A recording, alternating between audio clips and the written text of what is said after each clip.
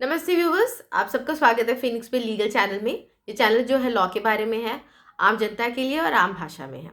Very happy new year to all. आज का हमारा जो टॉपिक है वो है, अगर आपने एक लॉयर को हायर किया है, आपने एक वकील रखा है, तो ये 10 बातें आपको जानना बहुत ही ज़रूरी है। इससे पहले मैं इस टॉपिक के बारे में बात करूँ, अब मैं आप सबसे गुजारिश करूँगी कि मेरे इस चैनल को प्लीज़ लाइक शेयर सब्सक्राइब ज़रूर कीजिएगा। अगर सब्सक्राइब नहीं किया है तो प्लीज़ सब्सक्राइब अभी तुरंत करिएगा। चलिए आज हम बात जानते हैं, अगर आपने लॉयर को रखा हुआ है तो आपको किन किन बातों का ध्यान रखना चाहिए। ये कौन सी बातें हैं, ये आपके अधिकार हैं, ये आपके राइट्स भी हैं और कुछ आपकी ड्यूटीज़ भी है। तो चलिए हम जानते हैं। सबसे पहला और इम्पॉर्टेंट चीज़, जब भी आप कोई लॉयर को रख रहे हैं, कोई भी केस में आप अपना कोई डॉक्यूमेंट्स फाइल कर रहे हैं, चाहे सिविल केस हो चाहे वो क्रिमिनल केस हो। क्रिमिनल केस में तो खास होती ज़रूरत नहीं पड़ती है, लेकिन अगर सिविल केसेस में अगर आपने कोई भी डॉक्यूमेंट्स फाइल किया, चाहे वो प्लेंट हो, चाहे वो रिटन स्टेटमेंट हो, या कोई भी तरह का मेन एप्लीकेशन अगर आपने फाइल किया है, जो भी आप एफिडेविट के साथ में अगर आप फाइल कर रहे हो जो भी, तो उसकी एक कॉपी अपने पास ज़रूर आप लेके रख सकते हैं। बाकायदा अपने वकील से आप डिमांड करिए कि मुझे भी इसकी एक कॉपी चाहिए, और बाकायदा एक फ़ाइल अपने पास बना के रख लीजिएगा अपने केस के बारे में। इसमें सिर्फ आपने जो फाइल किया वही डॉक्यूमेंट्स नहीं, अगर दूसरे साइड से भी जो डॉक्यूमेंट्स फाइल हो रहे हैं, जो भी तरह का एप्लीकेशन फाइल हो रहा है, उसकी भी कॉपी आप अपने वकील से पूछ के आप अपने फाइल में एक कॉपी ज़रूर रखिएगा। तो ये पहली चीज़ थी।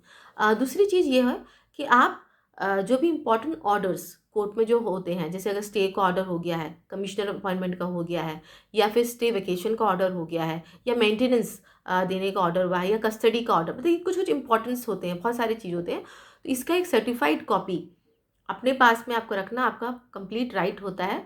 आप अपने वकील से बाकायदा मांग कीजिए कि मुझे इसका सर्टिफाइड कॉपी दीजिए। अगर सर्टिफाइड कॉपी वो नहीं भी देते हैं तो सर्टिफाइड वो अपने पास एक सर्टिफाइड कॉपी वो रखते ही रखते हैं, तो उसका आप एक ज़ेरॉक्स लेके रख सकते हैं। और सर्टिफाइड कॉपी के लिए आप चाहे अपने पास भी अगर ओरिजिनल रखना चाहते हैं तो आपको उनको कुछ खर्चा लगता है सर्टिफाइड कॉपी का, वो आप देकर आप अपने पास लेके रख सकते हैं। तीसरा चीज़, जब भी आपकी कोर्ट की डेट आती है तो उसके 1 या 2 दिन पहले, सबसे बेटर होता है कि 2 दिन पहले आप वकील को एक बार कॉल करके उनको याद ज़रूर दिला दीजिएगा। अभी आप बोलोगे कि मैं क्यों याद दिलाऊँ, ये तो उनका काम है। देखिए, एक वकील के पास में सिर्फ एक केस नहीं रहता, कई केस रहते हैं, है ना? तो अगर पर आपके पास तो एक ही केस है, चाहे 2 या 3 हो सकते हैं ज़्यादा से ज़्यादा, तो आपका काम होता है कि अपने केस का थोड़ा-सा फ़ॉलो-अप करें। तो हर एक डेट से 2 दिन पहले एक बार कॉल करके बस पूछ लीजिए कि मेरा डेट इस डेट पे आ रहा है सर, कुछ आना है, कुछ साइन वाइन करना है, दैट्स ऑल। ये ज़रूरी होता है। इसमें साथ में ये भी होता है कि जो फाइल आपने मेंटेन की है उसमें भी आप अपना डेट लिखते रहिए, कौन कौन सा डेट हुआ है और उस डेट क्या के लिए था, क्या चीज़ के लिए फिक्स था। तो ये तीसरी बात। चौथी बात ये होती है, अब डेट से ये रिलेटेड है, आपको डेट जानना है। अब आज का केस का मेरा डेट था, अब नेक्स्ट डेट क्या पड़ा, आप वकील को चाहे तो कॉल करके पूछ सकते हो कि आज मेरी डेट में क्या हुआ और क्या नेक्स्ट डेट की पड़ी है। या दूसरा चीज़, एक वेब लिंक है। आजकल सभी चीज़ ऑनलाइन हो चुकी है, आप अपना केस का डेट, केस के ऑर्डर सब ऑनलाइन देख सकते हो। तो मैं वेब लिंक मैंने यहाँ पे भी डाला, डिस्क्रिप्शन बॉक्स में भी डाल दूँगी। ऑल ओवर इंडिया में का एक ही लिंक है, आप कहीं पे भी डाल के अपना ये केस चेक कर सकते हो। ठीक है? अब बात आती है पाँचवीं इसकी। बात ये आती है, जब भी आप कोई एप्लीकेशन फ़ाइल कर रहे हैं कोर्ट में, आपको बुलाया जा रहा है वकील के चैम्बर में, आपको बुलाया कि आप पढ़ के आप साइन कीजिए। तो हमेशा अपने इस डॉक्यूमेंट्स को आप पढ़िएगा। अगर जो बातें समझ में नहीं आती है उसको पूछिएगा, और समझने के बाद में ही साइन कीजिएगा। तो पढ़ के समझ के ही साइन करना होता है। अधिकतर वकील अपने क्लाइंट्स को समझा देते हैं कि क्या लिखा हुआ है, लेकिन अगर आप एक एक लाइन खुद पढ़ सकते हो, आपको भाषा का ज्ञान है, तो पढ़ के से ही साइन कीजिएगा। ये बहुत ही ज़रूरी होता है, क्योंकि आपको मालूम होना चाहिए कि आपने जो फाइल कर रहे हो कोर्ट में, वो क्या चीज़ फाइल कर रहे हो, क्योंकि केस तो आपका है। हम वकील जो होते हैं, हम तो एक एजेंट ही होते हैं ना। हम एक एजेंट है, आपके लिए केस लड़ रहे हैं।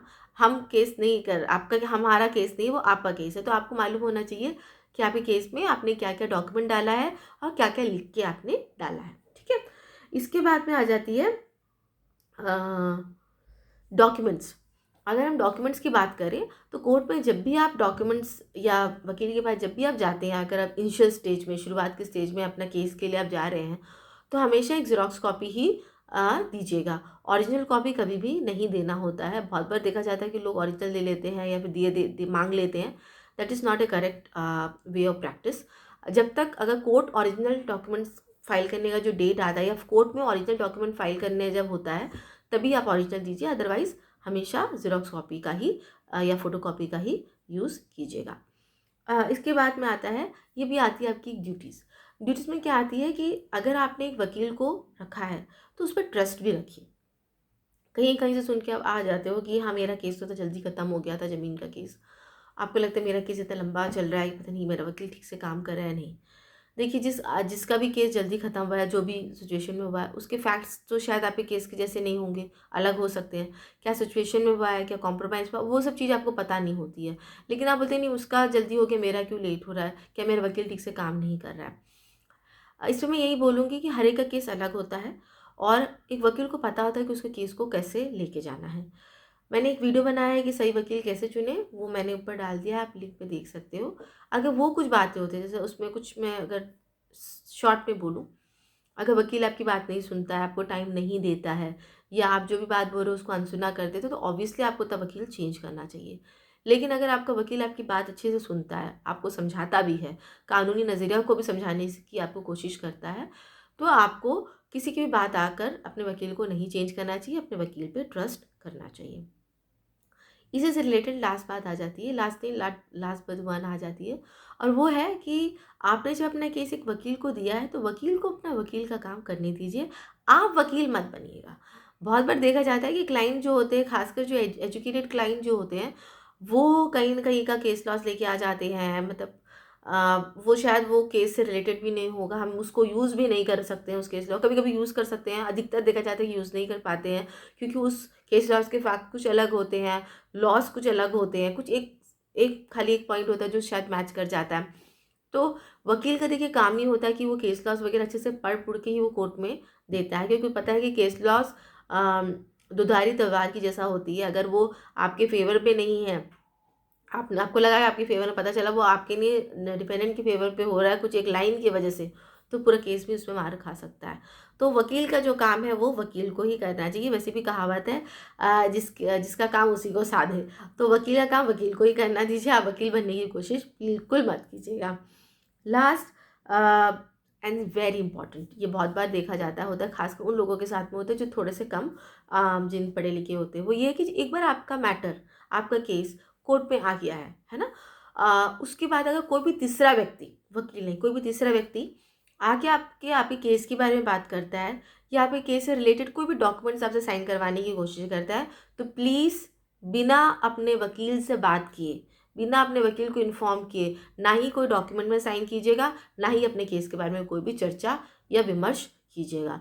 क्योंकि कभी-कभी क्या होता है, आपको पता नहीं वो कहाँ से आया हुआ है, आप बात कर लेते हो और शायद वो आपके अगेंस्ट पार्टी का आदमी हो सकता है। अगर डॉक्यूमेंट्स जो है, वी डोंट नो कहाँ का होगा, क्या डॉक्यूमेंट होगा।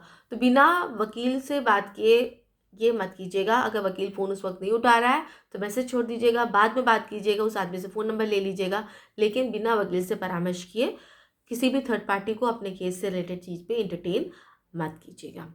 तो व्यूअर्स, आई होप आपको आज का मेरा ये वीडियो अच्छा लगा है, इन्फॉर्मेटिव लगा है। अगर अच्छा लगा है तो प्लीज़ मेरे चैनल को लाइक, शेयर और सब्सक्राइब ज़रूर कीजिएगा और मेरे बाकी की वीडियोज़ को भी ज़रूर देखिएगा। Thank you so much for your time for watching for my video.